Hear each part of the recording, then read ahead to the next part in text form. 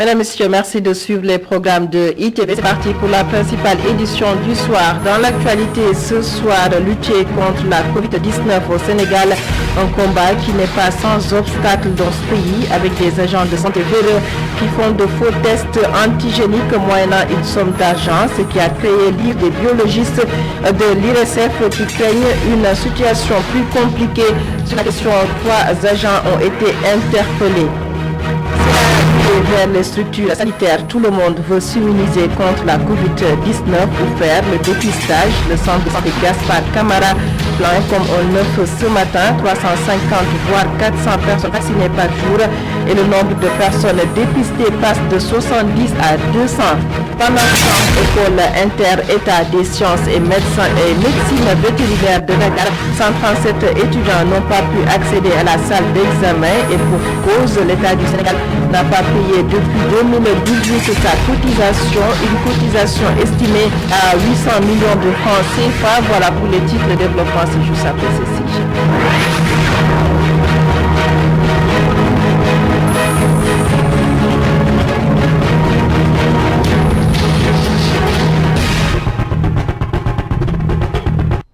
La Covid-19 pour démarrer avec cette nouvelle vague, plus de 500 cas par jour.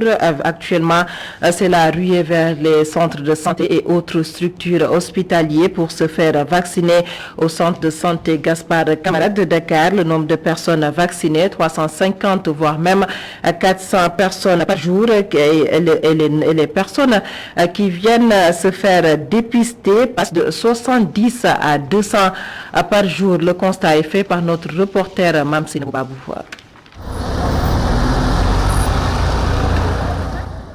Nous sommes au centre de santé Gaspard Camara.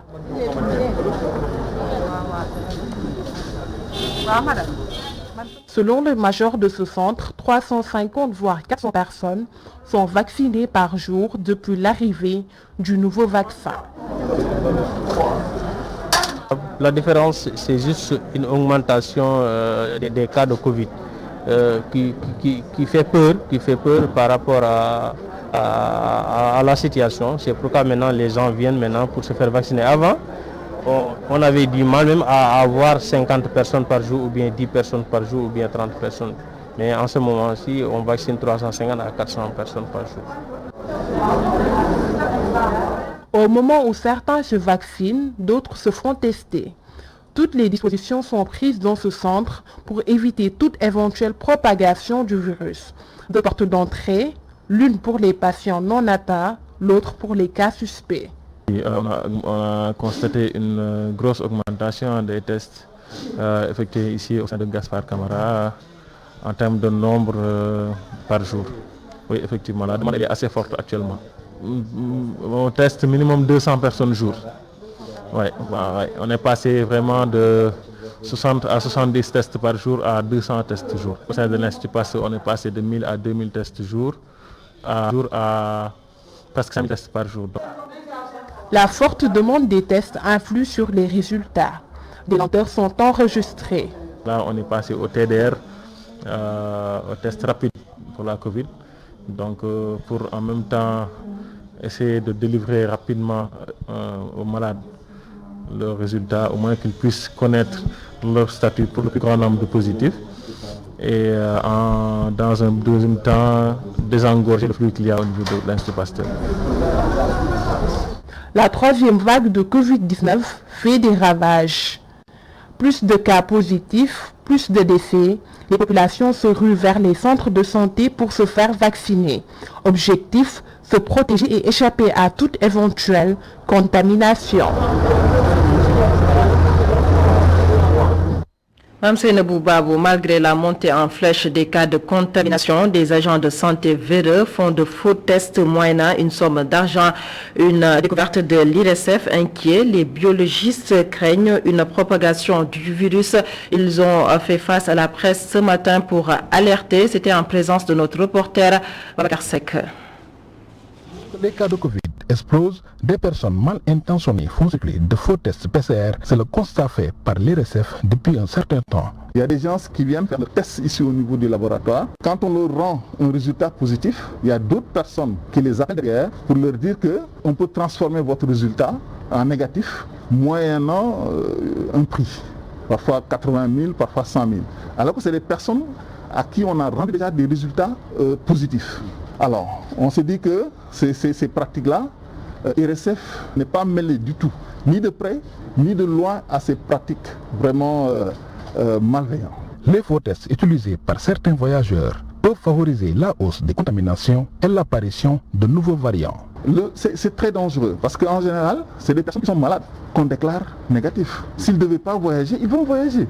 Là, ils vont contaminer d'autres personnes. Des fois également, c'est vraiment des voyageurs entrants qui viennent avec de faux tests. Et là aussi, on ne maîtrise pas parce qu'on n'a pas de moyens de vérification pour ce qui est des voyageurs qui entrent. C'est ce qui fait que peut-être qu'on a souvent des variants qui arrivent facilement au Sénégal. On a des gens, on a des variants qu'on détecte en Chine. Dans 2-3 jours, vous les retrouvez à Dakar. Parce que tout simplement, les gens, ils viennent avec de faux tests. Et on sait que à l'extérieur, les gens se fabriquent facilement de faux tests. Des agents de santé dans certains districts sont aussi cités dans la manipulation de faux tests. Et pour ces districts, ce qu'ils font, ils prélèvent chez eux, ils nous amènent. Mais même là, on a eu des soucis parce qu'on s'est rendu compte qu'on leur a envoyé des résultats individuels. Et ces résultats individuels, il y a le personnel de santé mal intentionné aussi qui les utilisait et qui les falsifiait pour les donner à des voyageurs. On a arrêté de donner des résultats individuels. Maintenant, ce qu'on fait, pour chaque médecin, on lui envoie un fichier Excel avec ses résultats. C'est ça qu'on a fait au niveau des districts. Déjà, 3 personnes ont été condamnées pour l'utilisation de faux tests Covid. Cependant, les responsables des laboratoires réclament plus de vigilance et de répression.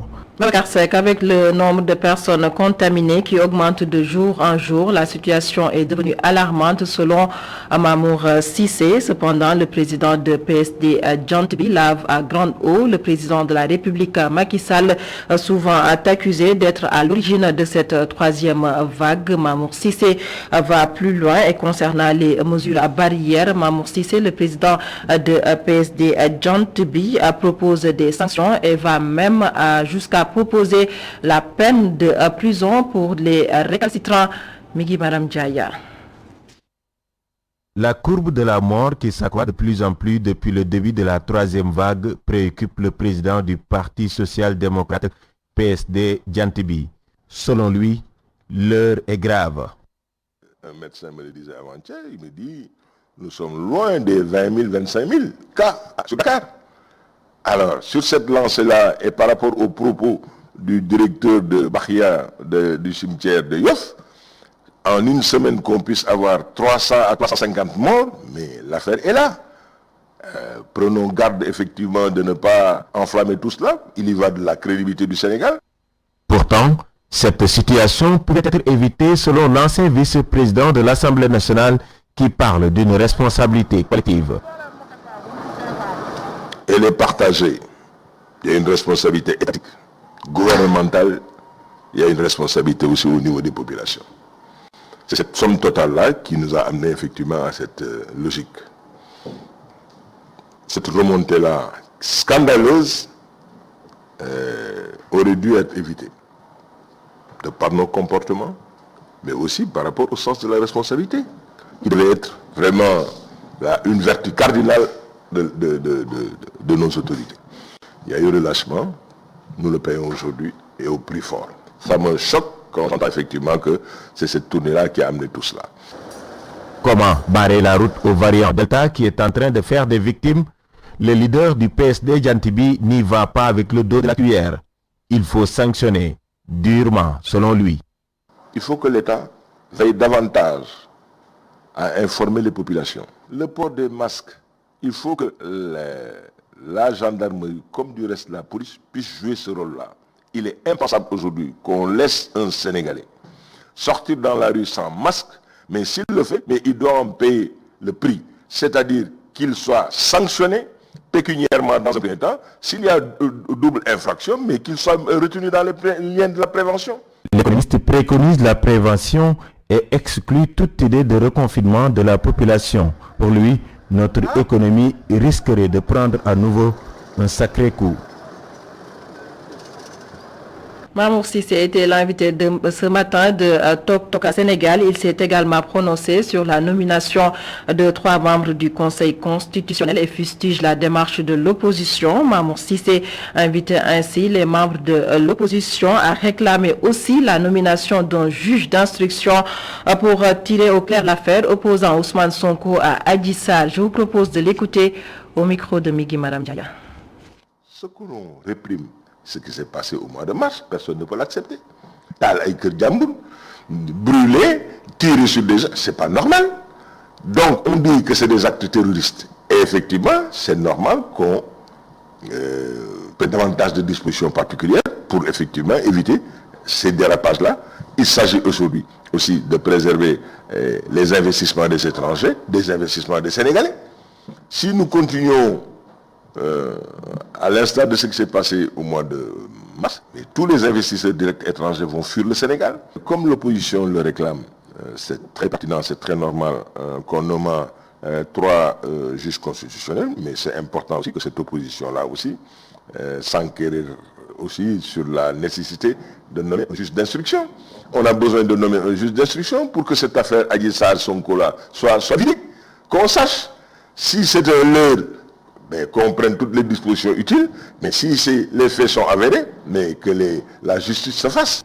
Et nous parlons de tout à fait autre chose. Je vous l'annonçais dans les titres. Colère des étudiants de l'école inter-État des sciences et médecine vétérinaire de Dakar.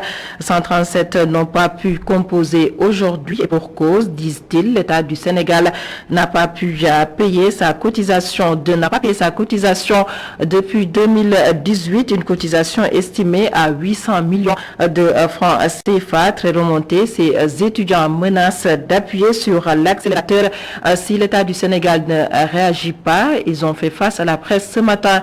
C'est en présence de Momodou Dia.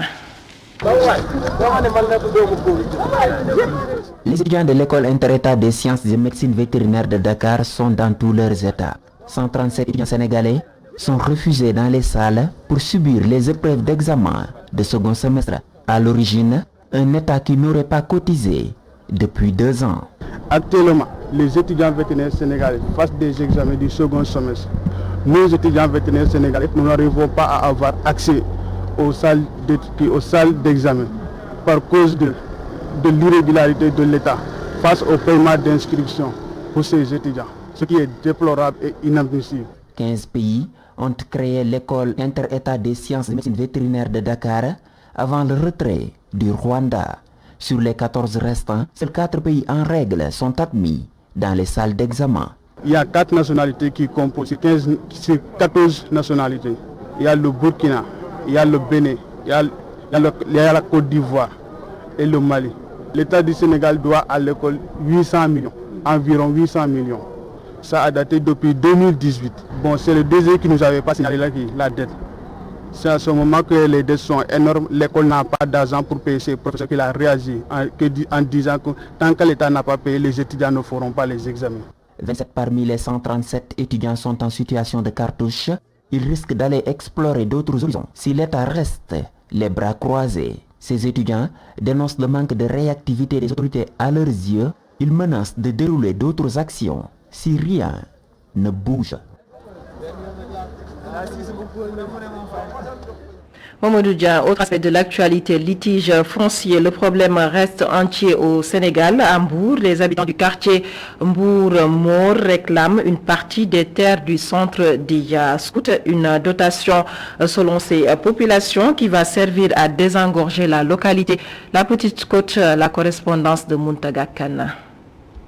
Cernée par l'océan, la route nationale et le cimetière catholique, la seule issue pouvant permettre au quartier de s'élargir, c'est le centre scout qui a été attribué depuis l'ère Abdou Diouf. Qui est un titre foncier, contribue beaucoup à l'enclavement de notre quartier, car celui-ci ne peut se développer que de ce côté. Nous avons même été obligés de loger notre école au quartier Trifano. Le centre des scouts qui est presque inoccupé est le refuge des malfrats qui opèrent dans le quartier. Ça fait Depuis plus de 50 ans, cet espace est vide. Il n'y a là-bas que quelques 2 à 3 bâtiments. Les bandits y ont élu domicile. Ils volent nos biens et nos bêtes qu'ils dépêchent là-bas. Aucun d'entre nous n'ose s'y aventurer. De petits Les arbustes sont devenus si grands qu'ils atteignent la taille d'un baobab. Ceci prouve que le centre date de longtemps. Les habitants du quartier demandent la désaffectation d'une partie de cet espace pour décongestionner Mourmour. Ça fait presque plus de 30 ans, rien n'a été fait là-bas. Si on pouvait nous affecter une partie pour nous permettre un peu de souffler, parce que le quartier n'a pas tellement évolué sur le plan espace, mais a beaucoup évolué sur le plan démographique. Les Maures ont d'autres préoccupations qui ont comme nom la pensée de la mer, l'obscurité de la plage. Ce qu'on nous demande surtout de nous aider à arrêter l'avancée de la mer. Et aussi d'éclairer un peu la plage. Parce qu'actuellement, il n'y a que des activités principales dans ce quartier. Ce sont les abattoirs, les bouchers et la pêche. Mabousso Thiam repose désormais au cimetière musulman de Yoff. Le fils de l'ancien premier ministre Habib Thiam est décédé hier dimanche à Dakar. Mabousso Thiam a occupé le poste de directeur général de l'ADPME. Il a été inhumé ce matin. Le témoignage de Émile Wardini que je vous propose d'écouter au micro de Augustin Manda. Je vais essayer de garder l'image d'un homme, comme je l'ai dit, qui s'est dévoué pour son pays, qui s'est dévoué pour sa famille. Un homme qui a toujours été très fidèle en amitié, un homme d'une intégrité exceptionnelle, d'une compétence rare. Un homme qui en a voulu et qui a surtout cru à son pays. Je pense que c'est vraiment un modèle qu'il faudra donner à notre pays, à l'image de Bruno Diatta d'ailleurs. Ça fait partie des rares espèces, des espèces en voie de disparition malheureusement. Ce 26 juillet 2021, on se rappelle aujourd'hui de Babacar Touré, le fondateur du groupe Sud Communication, est décédé il y a un an. C'était le 26 juillet 2020 à l'âge de 69 ans, 12 mois après son rappel à Dieu. Encore des témoignages. Un éminent journaliste, un homme de culture, selon l'actuel directeur du groupe. Je vous propose d'écouter, de suivre le reportage signé Boubacar Dia. Dans le hall du groupe Sud Communication, un groupe d'individus dirigé par Oustaz Alioune Sall procède à un récital de Coran à la mémoire de Babacar Touré, l'ange Babacar, pour reprendre la une du quotidien Enquête. L'événement, c'est célébrer les 1 an suite à la disparition du président du groupe Sud. Comme je parlais de Babacar Touré, qui n'est pas n'importe qui pour le groupe, pour ce qu'il représente du point de vue du symbole, mais du point de vue aussi de l'esprit et de la culture. Et c'est cela qu'on a perdu et qu'il fallait marquer par un récital de Coran. Un récital de Coran qui a démarré avec le desk religieux. Son absence se fait ressentir, mais l'esprit qu'il incarnait reste dans les mémoires. Cet esprit se résume dans cette phrase qu'il avait l'habitude de prononcer: la vie n'est rien d'autre qu'un combat. Comme il l'a toujours dit, la vie n'est rien d'autre qu'un combat. Et ça ne se perd jamais en vue. Le symbole de Babacar, c'est l'esprit de Babacar. Le symbole de Babacar, c'est la ligne éditoriale de Babacar. Le symbole de Babacar, c'est l'homme tout simplement qui reste à côté et qui ne peut pas disparaître. Et forcément, quand on perd un homme de cette dimension, c'est normal de le ressentir, mais aussi, c'est normal aussi de garder à l'esprit ce qu'il voulait que cela soit, ce qu'il incarnait, mais aussi ce qu'il représentait. BT, toujours parmi nous, comme le dit le journal Maison Sud Quotidien posé sur la table d'à côté. D'ailleurs, depuis sa disparition, la maison de la presse sénégalaise porte le nom de Feu Babacar Touré, qui a créé la première radio privée du Sénégal en 1994. Il est aussi l'un des membres fondateurs du SYNPICS, syndicat des professionnels de l'information et de la communication du Sénégal.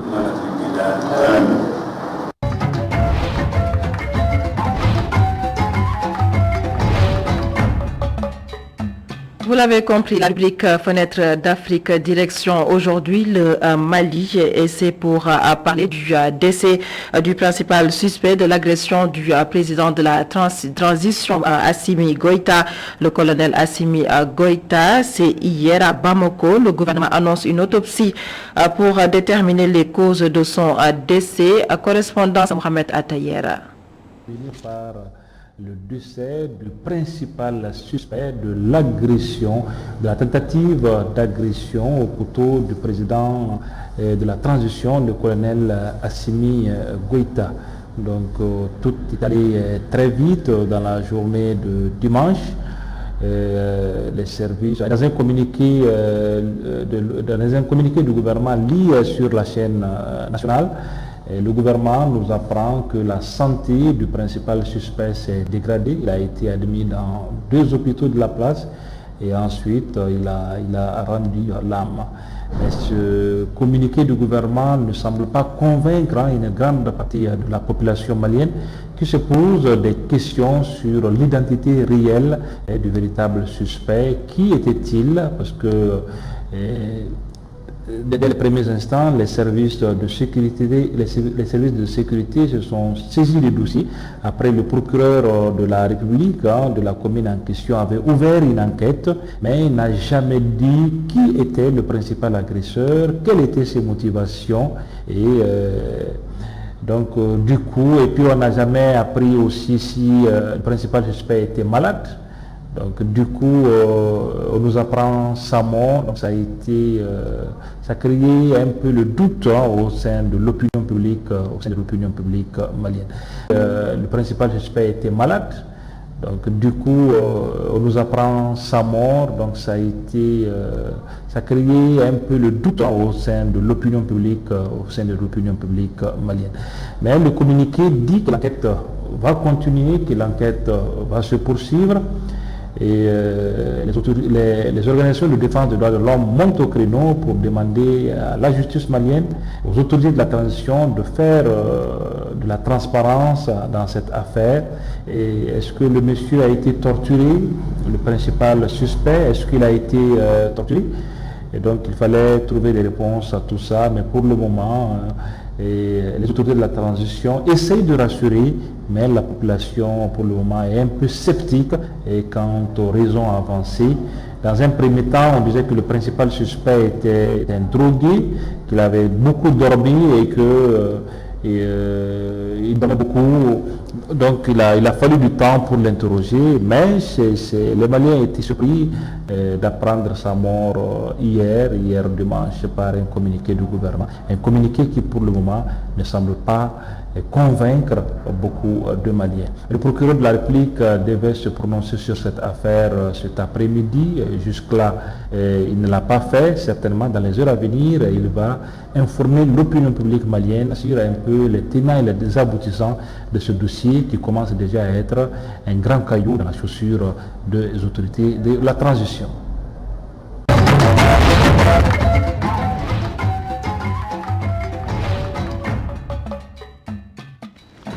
Mohamed Atayer, merci. C'est la fin de cette session d'information. Merci à vous de nous avoir suivis. Passez d'excellents moments en compagnie de nos programmes sur ITV.